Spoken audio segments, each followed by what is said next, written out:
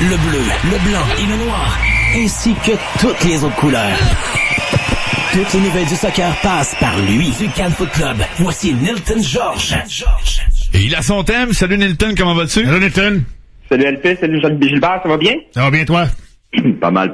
Content de te parler, donc Nilton du Can Foot Club, vous pouvez le lire également dans les coulisses. Nilton, ça fait plus tard qu'on s'est pas parlé, mais j'ai pensé à toi parce qu'il fallait absolument que tu nous expliques tout ce qu'il y a derrière ce choix de Balou Jean-Yves Tabla qu'on a vu grandir sous nos yeux ici à Montréal à l'Académie et qui maintenant a choisi d'être un Canadien au soccer. Oui, pas seulement à l'Académie, mais aussi un peu partout au Québec. Là, c'est vraiment un produit québécois. C'est une excellente nouvelle pour le foot au Canada. Puis c'est aussi une méga surprise. Le timing de cette annonce-là a pas mal surpris tous les observateurs du foot canadien. Bon, on peut aussi dire que Balou a comme pris un peu conscience de sa réalité sportive concernant son avenir dans le football de sélection. C'est comme tu l'as dit, il y a comme deux aspects dans une carrière, là. Il y a celui de club, et là, on s'entend qu'au niveau club, son avenir est pas mal bien commencé avec la filiale de Barcelone, mais il y avait toujours l'enjeu du football de sélection, c'est-à-dire est-ce qu'il va finalement choisir son pays d'origine, qui est la Côte d'Ivoire, ou est-ce qu'il va finalement opter pour le foot canadien, là où il y a peut-être un peu plus de chances d'être titulaire. Puis le Canada est vraiment pas habitué à gagner ces batailles-là de binationaux. Historiquement, à chaque fois qu'il y avait un footballeur de haut niveau qui avait le choix entre son pays de formation, qui est le Canada, ou d'origine, à chaque fois, les plus grands footballeurs choisissaient son pays d'origine. On a un cas là qui date un peu, mais qui peut donner un bon exemple, c'est Owen Hargreaves, qui a joué au-delà de 100 sélections pour l'Angleterre, qui a fait carrière au Bayern Munich, à Manio. Ça a été un excellent joueur pour le Canada qui aurait pu aider au développement du foot. Il a choisi l'Angleterre. Même présentement, le gardien de la Bosnie, c'est un produit du football canadien. Mais là, est-ce qu'on est en train d'assister peut-être à un bon changement? On a Alfonso Davies qui a choisi le Canada, même s'il est né au Ghana.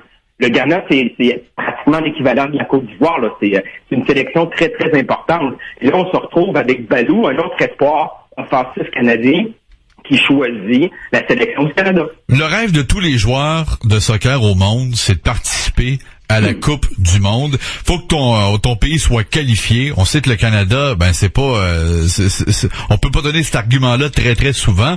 Est-ce qu'il faut tirer la conclusion que de présenter la Coupe du Monde en 2026, notamment dans des villes canadiennes et à 48 équipes, c'est ce qui a influencé ces joueurs, dont Balou, à choisir le Canada. Est-ce que c'est l'argument massu? C'est sûr que ça a une influence là.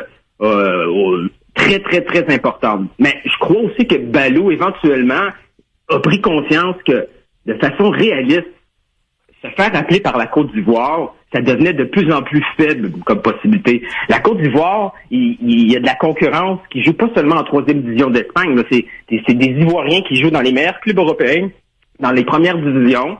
Donc, Balou s'est probablement rendu compte par lui-même que c'est son potentiel de jouer en sélection, que ce soit en Coupe du Monde ou simplement représenter un pays, il y avait beaucoup plus de chances de le faire avec le Canada. Et même avec le Canada, avec l'émergence du talent offensif, c'est pas une certitude qui va être titulaire dans 4 ans ou dans 8 ans. Là. Le Canada va ressembler à quoi?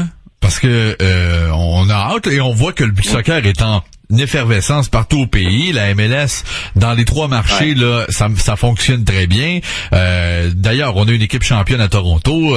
L'Impact qui est allé en demi-finale il n'y a pas si longtemps. Sur le soccer international, là, où est la place du Canada et est-ce qu'on va en prendre une place bientôt qui ne sera pas celle d'un pays autre, mais d'un pays parmi les 48 meilleures nations au monde? La clé là-dedans, c'est le chiffre 48. Là, il y a plus de place pour une sélection comme le Canada. Veut pas, on se bataillait finalement pour la 3e et unique place jusqu'à tout récemment. Le Mexique, les États-Unis, normalement, va toujours se retrouver dans des compétitions internationales par le bassin puis par la qualité de ses joueurs. Puis, tu sais, oui, on peut peut-être dénigrer la qualité de la CONCACAF, mais il y a des pays très, très, très forts au niveau football, là. Se battre contre l'Honduras, contre la Costa Rica, c'est pas une assurance d'être là à chaque fois. Mais là, on a vraiment une émergence offensive. On a d'autres joueurs aussi qui sortent un peu partout en Europe, là. On a Jonathan David qui joue à peu près à la même position que Balou, qui fait bien en Belgique. On a Larin qui a passé par Orlando, qui est rendu en Turquie, qui a un bel avant-centre. On a aussi un autre, Lucas Cavallani, qui est d'origine argentine. Donc, offensivement, il y a du talent. Là, ce qu'il faut un peu plus retrouver, c'est au niveau défensif. On le voit aussi un peu avec Samuel Pierre, qui vient régler une position clé dans le football, qui est le milieu défensif.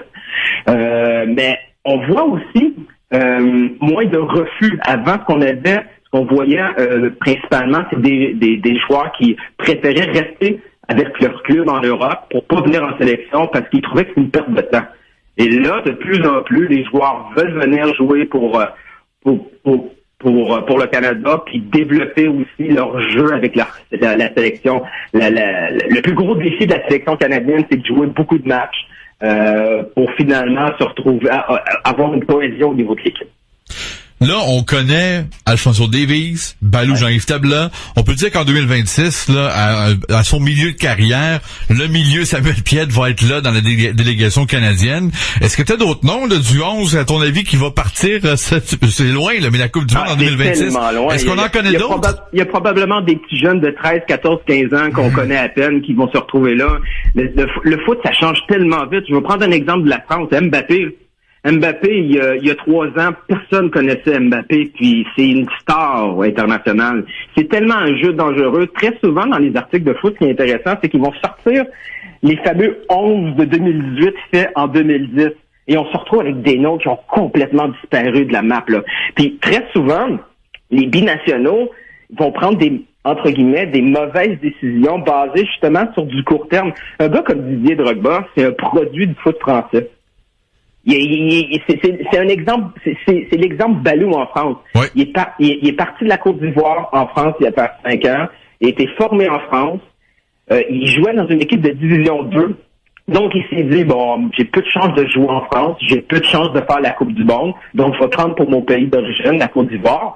Il est devenu finalement une icône, pas seulement de la Côte d'Ivoire, mais du continent au grand complet. Mais imagine-toi 2 secondes, Didier Drogba qui aurait joué toute sa carrière avec la sélection française. Ben, écoute, ça aurait été complètement différent. Donc, on peut comprendre des fois les joueurs qui hésitent, qui attendent jusqu'au dernier moment pour voir s'ils n'ont pas nécessairement une meilleure option ailleurs. Et quand on joue au jeu de former le 11 dans 4, 6, 8 ans, ça peut aller tellement vite. Mais tu sais, un gars comme Crépeau, qui joue présentement à Ottawa en 2e division, va avoir une belle chance d'être dans la sélection. Mais les prochaines semaines vont être excitantes. La Gold Cup s'en vient avec la sélection du Canada. Puis avoir des Québécois, pas seulement qui sont figurants sur le banc, là, mais qui vont être sur le terrain, vont faire en sorte que nous tous, on va vouloir suivre la sélection canadienne dans ces compétitions. Alors, c'est le premier match de Balou Jean-Yves Tabla avec son pays, avec le Canada. Ce sera au BMO Field à Toronto le 16 octobre contre la Dominique. Son premier match international senior. Ça va être bien intéressant à voir ça. Je pense qu'on va s'intéresser de plus en plus au Canada, là, à l'équipe canadienne dans les diverses compétitions et dans ses matchs de qualification jusqu'en 2026. Ah oui, puis c'est pas mal certain que l'entraîneur va se dépêcher de le faire jouer ses premières minutes pour le caser dans la sélection canadienne, puis dans une équipe, face à une équipe comme la Dominique, les chances sont assez bonnes de le voir marquer son premier but. Tu parlais de Maxime Crépeau que l'Impact a prêté aux Furies d'Ottawa, parce qu'on a plus de club de ligue américaine comme au hockey, là. On a plus de filiales, mais on a un partenariat avec Ottawa. Ben lui, il a brûlé toutes les statistiques au cours de l'année dans la USL. Est-ce que ça devient notre prochain gardien pour l'an prochain? Est-ce qu'on va vouloir sauter une étape de plus là pour Maxime Crépeau? Finalement, on va se retrouver avec un débat des gardiens, mais dans un autre sport. Là. Ouais, c'est ça. Oui. ça va être assez compliqué l'année prochaine. Là. Ça va. L'avenir de Crépeau est dans les mains de Maxime Crépeau. C'est pas mal lui qui va décider. Même cette saison, c'est lui qui a le désir du club, c'était de le garder sous batte pour le faire évoluer davantage. Puis c'est Maxime qui est, on peut le comprendre, un peu tanné de réchauffer le banc saison après saison sans vraiment aucune opportunité réelle. Un gardien a besoin de minutes de jeu. C'est bien beau les entraînements, mais c'est jamais l'équivalent d'un match. L'année prochaine, si toi-même t'avais à choisir entre Bush et Crépeau, c'est impossible de mettre Crépeau comme ça sans obtenir quelque chose de hyper intéressant pour Bush. Bush, c'est pas seulement le titulaire de l'Impact, c'est devenu un des leaders. Donc, remplacer comme ça un leader par un jeune qui, oui, a très bien fait, qui brise des records en USL, mais ça reste la USL. Donc, est-ce que Crépeau va vouloir être encore patient, d'être prêté encore à Ottawa, mais il pourrait aussi être prêté en France avec une option de rappel. Donc, il y a beaucoup de possibilités qui existent, mais au moins, c'est une belle nouvelle pour l'Académie parce que dernièrement, les joueurs qui sortent de l'Académie, mais il y a quelques déceptions. Il y en a plusieurs qui sont déjà partis. Jackson n'a pas eu vraiment de chance cette saison. Donc, finalement, se retrouver avec Crépeau, où on voit avec le poste éventuellement de numéro 1 avec l'Impact, là, c'est une belle nouvelle. Nilton, en tout cas, en fin de semaine, c'est le match de l'année. L'Impact, en plus, il se joue sur la route, là. Mais en même temps, on a gagné à Philadelphie.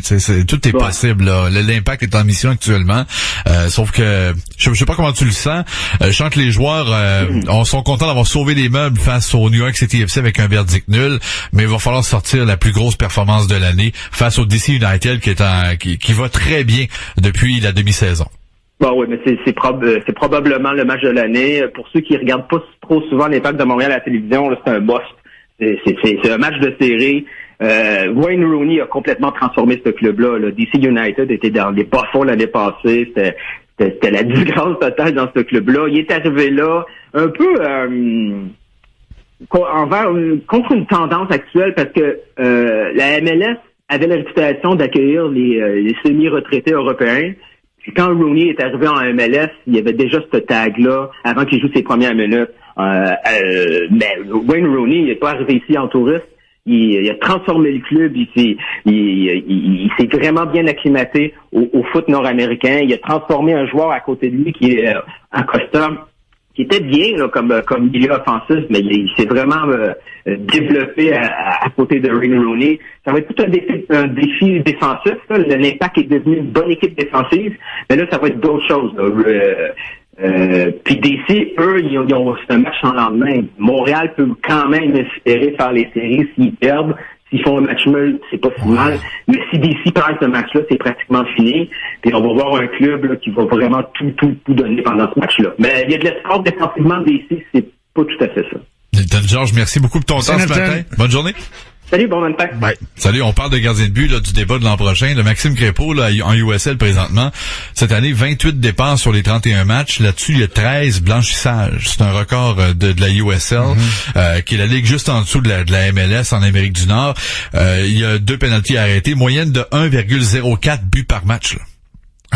Quand tu n'accordes qu'un seul but par match en moyenne, tu donnes à ton équipe une bonne chance de gagner. Mais Evan Bush, pas méchant non plus. Mais non, moi j'aime beaucoup Evan Bush. Ouais. Je pense qu'il fait des arrêts spectaculaires. Il y a bien des points sur le tableau cette année. Il a sauvé des matchs pour l'Impact. Sauvé la face aussi. Des fois, on aurait perdu par beaucoup plus de buts en début d'année si ça avait pas été d'Evan Bush. Donc il a fait des beaux petits miracles. Peut-être son talon d'Achille, c'est la remise de ballon. Là, comment il va remettre le ballon en jeu. Il y a 59% d'efficacité. Par contre, c'est pas non plus la force de Crépeau. Il y a 51% d'efficacité cette année. Il en remet plus par match, mais l'efficacité est un peu plus basse pour Crépeau à 51%.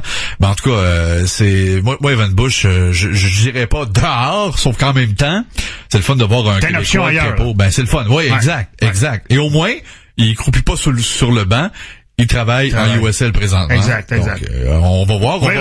On va y parler aussi à la fin de sa saison, Maxime Crépeau, là, pour prendre des nouvelles de lui. It's a game changer. The Harvey Norman flagship store in Teller, Dublin's #1 destination for computers, electrical, furniture and bedding. Immerse yourself in a shopping experience unlike any other. This is global standard. We've worked with the biggest brands to create this unique experience with must-have technology, Ireland's largest kitchen display showroom, and the latest looks in furniture, bedding and homewares. Harvey Norman flagship Teller on the corner of Ayrton and Green Hills Road. You must come and see what we've done. Go, Harvey, go.